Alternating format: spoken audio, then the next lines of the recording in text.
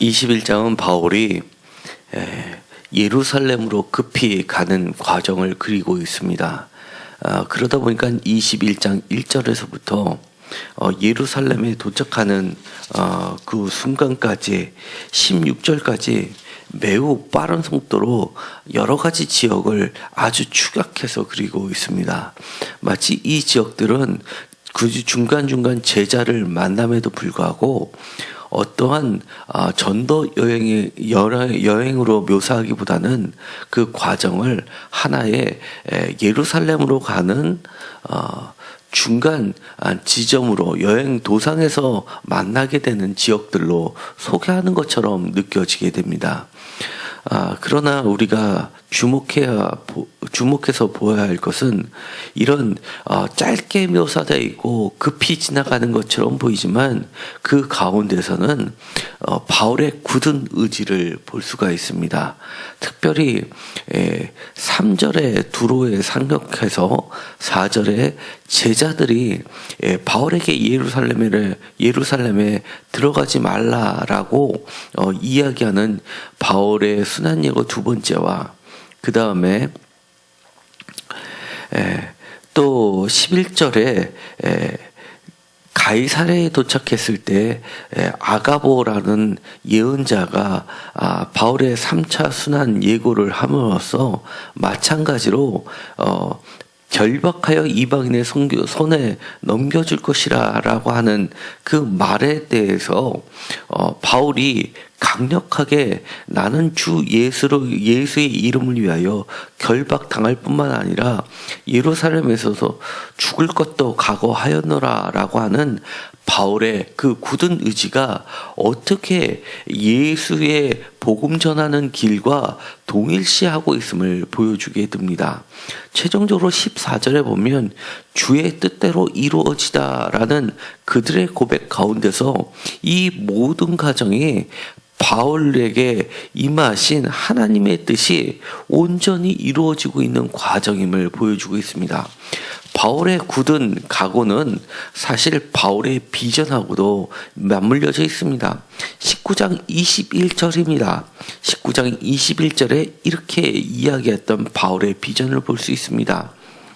이 일이 있은 후에 바울이 마게도냐와 아가야를 거쳐 예루살렘에 가기로 작정하여 이르되 내가 거기 갔다가 후에 로마도 보아야 하리라 라고 하면서 바울은 예루살렘으로 가기로 작정하였는데 그 이유가 예루살렘에서 죽기 위한 것이 아니라 그 이후에 로마까지 가서 복음을 전하겠다라는 그의 비전에 있었기 때문입니다. 그렇기 때문에 그 비전은 나의 소망이 아니라 하나님께서 주셨던 그 마음이었고 그 하나님이 주셨던 그 소명을 이루기까지는 결코 그 누구도 자기의 자기의 목숨을 해할 자가 없다라는 확신이 있었기 때문입니다. 그렇기 때문에 예루살렘에서 죽을 것도 각오하겠다라는 그의 의지를 보여줍니다. 그 전에 바울은 이미 유두고의 사건을 경험했습니다. 죽은 자도 살리신 하나님께서 예루살렘에서 이처럼 자기 자신을 결박한다 하더라도 죽음에까지 이른다 하더라도 하나님께서 다시 살릴 것이라는 분명한 소망을 갖고 있었기 때문입니다. 그 소망은 단순히 희망이 아니라 구체적인 믿음이었고 하나님에 대한 신뢰였습니다. 그래서 주의 뜻대로 이루어지다라는 모두의 고백으로 발전할 수가 있었습니다. 실제로 바울은 예루살렘에 17절에 이르게 됩니다. 처음의 반응은 영접이었습니다. 환영이었습니다. 모두가 이 19절에 이야기한 것처럼 하나님이 자기의 사역으로 말미암아 이방 가운데서 하신 일이라고 바울이 보고한 대로 20절에 그들도 듣고 나서 하나님께 영광을 돌릴 정도로 그렇게 모두가 은혜 가운데 있을 수 있었습니다. 그런데 문제는 다른 데서 번지게 됩니다. 심지어 25절에 그들이 인정한 대로 주를 믿는 이방인들에게 우리가 우상의 제물과 피와 몸매와 중인 것과 음행을 피할 것을 결의하였다라고 편지까지 했다라고 그들도 인정했음에도 불구하고 이 예루살렘에는 유대인 중에 믿는 자가 수만 명이 있으니라고 이야기를 합니다. 20절에 그들이 믿는 수만 명은 율법의 열심을 가진 자라고 이야기를 합니다. 그들이 믿는다는 그 구체적인 내용은 이렇게 19절에 하나님이 자기의 사역으로 말미암아 시작된 일에 대해서 함께 기뻐하는 것이 아니라 오히려 20절에 율법을 믿고 율법의 열성을 내는 것에 그치는 그들의 모습하고 비교를 하고 있다는 겁니다. 그리고 나서는 그들이 바울을 바라보고 바울에 대해서 들었던 내용은 21절에 이야기하고 있는 것처럼 모세를 배반하고 아들들에게 할례를 행하지 말고 또 관습을 지키지 말라라는 세 가지로 요약을 하고 있습니다. 모든 유대인들을 가르치는 데 있어서 모세를 배반하고, 두 번째 아들들에게 할례를 행하지 말고, 세 번째 관습을 지키지 말라라는 그 말은 철저하게 왜곡된 이야기였습니다. 왜냐하면 바울은 한 번도 모세를 배반한 적도 없고 오히려 모세가 이야기했던 그 자가 다름 아닌 예수 그리스도라고 증명해 보였던 사람이었습니다. 모세를 배반한 게 아니라 모세를 더욱 잘 섬기라는 것이었고, 그 최종적인 모세가 지향했던 사람은 바로 예수 그리스도라는 것이었는데 그들은 오해했던 겁니다. 두 번째, 아들들에게 할례를 행하지 말고라고 했는데 이 아들들이라는 것은 유대인들을 이야기하는 것이 아니라 그리스도교 사람들을 바울은 이야기했던 겁니다. 유대인들은 마찬가지로 할례를 행하였지만 자기는 유대인들에게 보내진 사람이 아니라 바로 이방인들에게 보내졌던 사도였기 때문에 모세의 아들들이 아닌 이방인들에게는 할례를 행하는 것으로부터 자유케 함으로써 예수 그리스도를 믿는데 걸림돌을 제거했던 겁니다.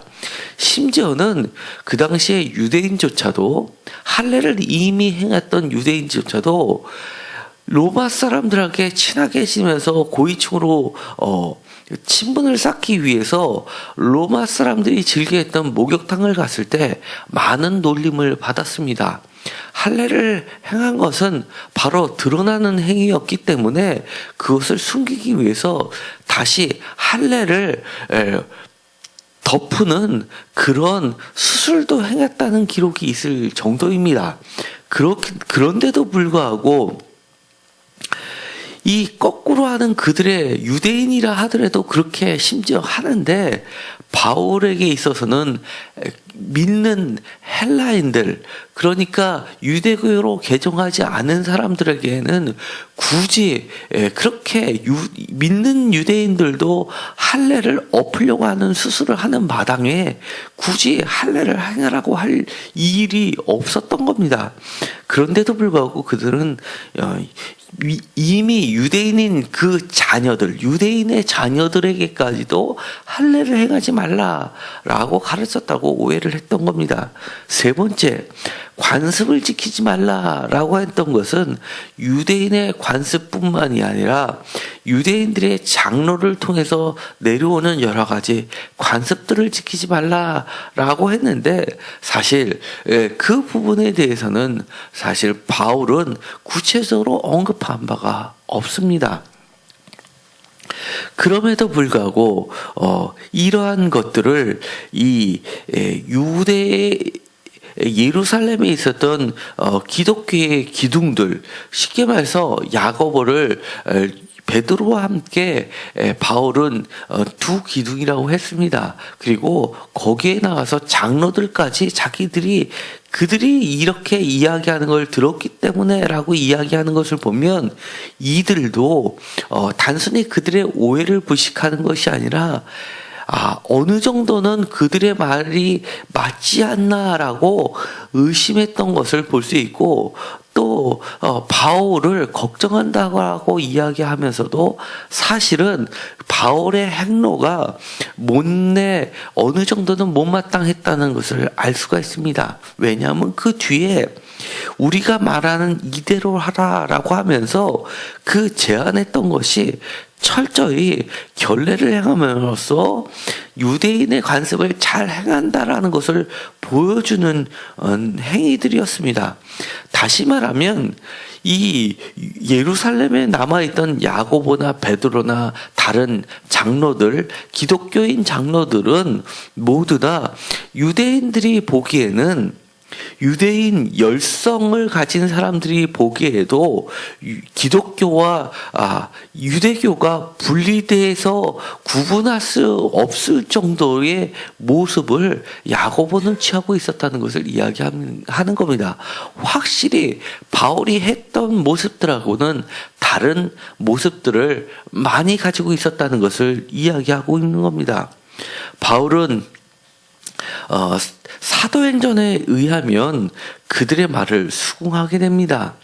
사실 저는 바울이 왜 그랬을까라는 생각을 하게 됩니다. 왜냐하면 바울 1차 제1 바울 서신들, 쉽게 말해서 7개, 13개 중에서 7개는 바울이 직접 썼다고 하는 바울의 자기 자신의 고백이 들어가 있는 서신들에는 바울이 율법을 철저히 행했다, 서원을 해왔다, 할례를 행했다라는 표현들은 전혀 없고, 오히려 그것들에 대해서 유대인의 음식법에 대해서 굉장히 강하게 반발했던 것을 볼 수가 있습니다. 심지어 안디옥에서 외식하는 것처럼 보이는 야고보와 그리고 베드로를, 그리고 바나바까지를 심하게 질책하는 것을 볼 수가 있습니다. 그럼에도 불구하고 사도행전에서 바울을 그리는 것은 처음에 2차 전도 여행을 갈 때 심지어 디모데를 그를 할례까지 시키는 것을 보여주고 있습니다. 그리고 여기에서처럼 서원하는 모습을 보여주고, 또 돌아오기 전에 밀레도에 있을 때도 그렇게 서원을 했다는 모습을 그려내고 있어서 바울이 매우 유대교의 관습을 잘 따르는 것처럼 그려내고 있다는 겁니다. 사실 이 부분에 대해서는 제 개인적으로나 다수의 학자들은 오히려 사도행전보다는 바울 서신의 이야기를 따르고 있습니다. 그럼에도 불구하고 이 사도행전에서 이야기하고 있는 것은 이런 어느 정도의 타협이 바울을 오히려 체포하게 만드는 직접적인 원인으로 작용을 하게 됩니다. 어느 정도 신앙을 지켜나갈 때 사실 우리는 믿음이 무엇을 믿는지에 대해서 명확한 선을 그을 필요가 있습니다.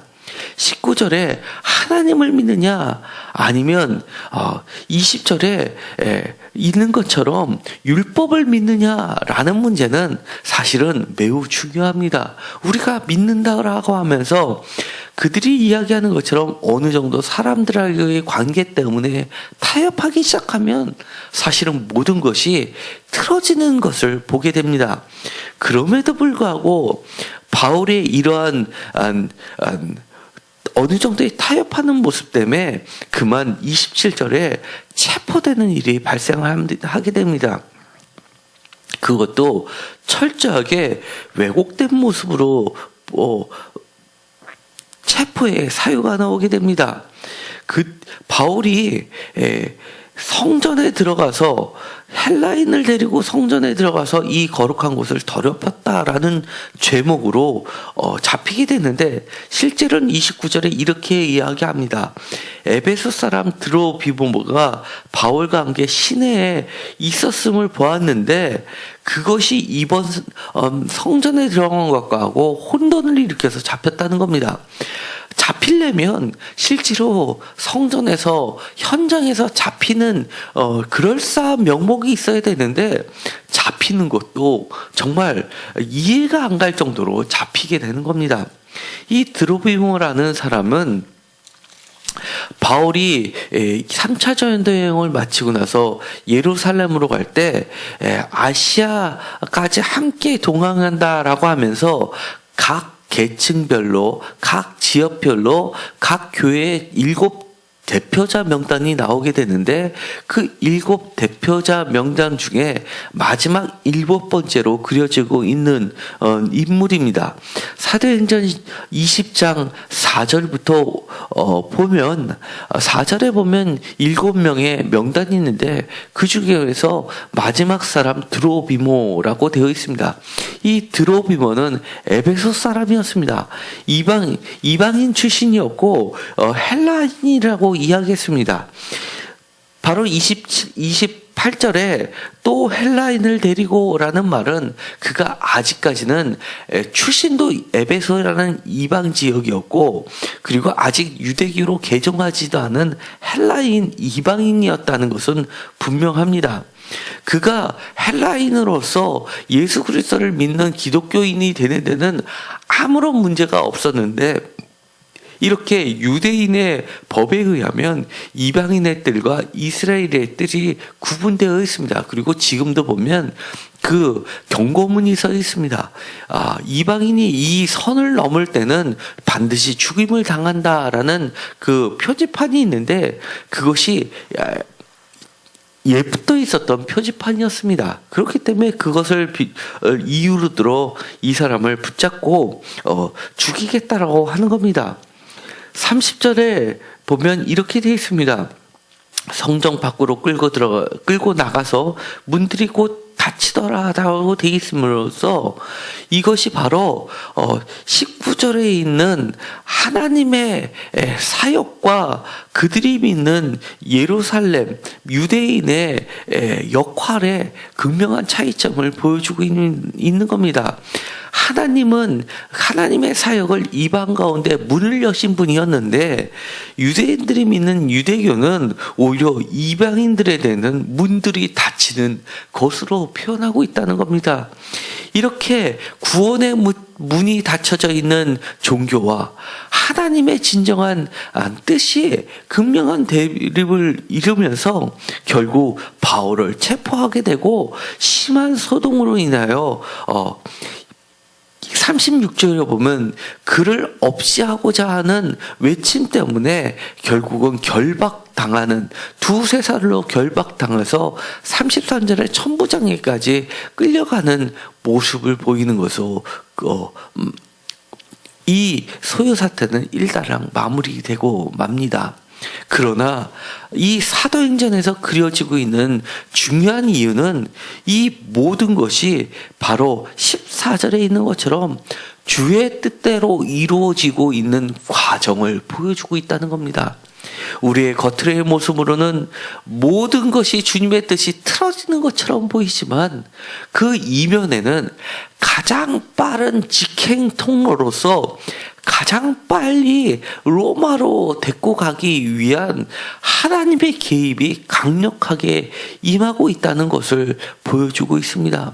그 과정에는 예루살렘에서 죽을 것 같이 보이지만 결코 죽는 것이 아니라 그를 로마까지 살려서 보내고자 하시는 하나님의 개입이 임했다는 것을 보여줍니다.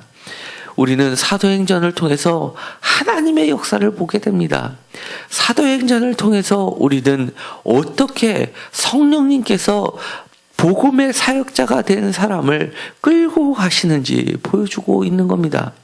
또 사도행전을 통해서 하나님의 뜻을 거스리는 자와 하나님의 뜻을 따르는 자의 모습이 어떠한 것을 보여주게 된가 동시에 우리는 어떠한 각오와 자세를 갖고 그 길을 따라가야 될지를 보여주고 있습니다. 죽음도 각오하는 바울의 모습이 우리들의 모습이 되기를 원하고, 우리 눈앞에 펼쳐진 대로 우리가 판단하지 않고 그 이면을 넘어서 내가 이해할 수는 없지만 하나님의 개입이 지금도 하나님의 뜻이 멈춰진 것 같아 보이는 순간에서도 하나님의 개입이 끊임없이 이루어지고 있다는 하나님을 믿는 신실함, 하나님의 신실하심을 믿는 그런 자세가 필요하다는 걸 보여주고 있습니다. 지금 우리의 삶 가운데 모든 것이 자꾸만 막혀지는 것처럼 보일 때가 있습니다. 그러나 그 가운데서도 하나님의 개입하시는 것은 끊임없이 이루어지고 있다는 것을 굳게 믿으시고, 우리가 간구하는 것은 주님의 뜻을 끝까지 붙잡고 나아가는 자들이 되어야 할 것입니다. 우리가 죽을 각오도 한다고 하면 하나님께서는 끝까지 우리를 살려주시는 분이라는 것을 기억하시고, 오늘 이 말씀을 붙잡고 간절하게 기도하는 자가 되시기를 간절히 축원드립니다. 기도하고 마치기로 하겠습니다. 하나님, 우리의 인생의 길이 주님의 소망의 길이 되기를 간절히 소망합니다. 우리 눈에 보이는 대로 판단하지 않게 하여 주시옵시고, 우리가 처음 주님을 만나서 가졌던 그 비전의 그 뜻을 붙잡고 끝까지 나아가는 존재들이 되게 하여 주옵소서. 우리가 예루살렘을 거쳐 로마까지 가야 하겠다라고 말했었고, 그리고 죽을 각오도 하겠다라고 했다면 하나님께서는 결코 우리를 죽게 내버려 주지 않은 하나님의 신실하신 모습을 끝까지 믿게 하여 주옵소서. 하나님, 우리가 때때로는 중간중간 잘못 판단할 때가 있습니다. 사람들의 관계를 생각해서 적당히 타협할 때가 있습니다. 그 타협의 순간 우리는 그만 우리가 어찌할 수 없는 소용돌이 속에 빨려 들어갈 때가 있습니다. 그러나 그때도 주님께서는 우리를 향한 구원의 손이 놓치지 않고 계심을 믿게 하여 주옵소서. 우리가 신앙생활할 때 결코 우리의 믿음을 타협하는 일이 없을 수 있게 하여 주옵소서. 정말 왜 그때 그랬는지 후회하지 않게 하시고, 왜 그렇게 그랬는지 이해할 수 없는 길을 우리가 단 한 번이라도 하지 않게 하여 주옵소서. 예수 그리스도의 이름으로 기도드렸습니다. 아멘.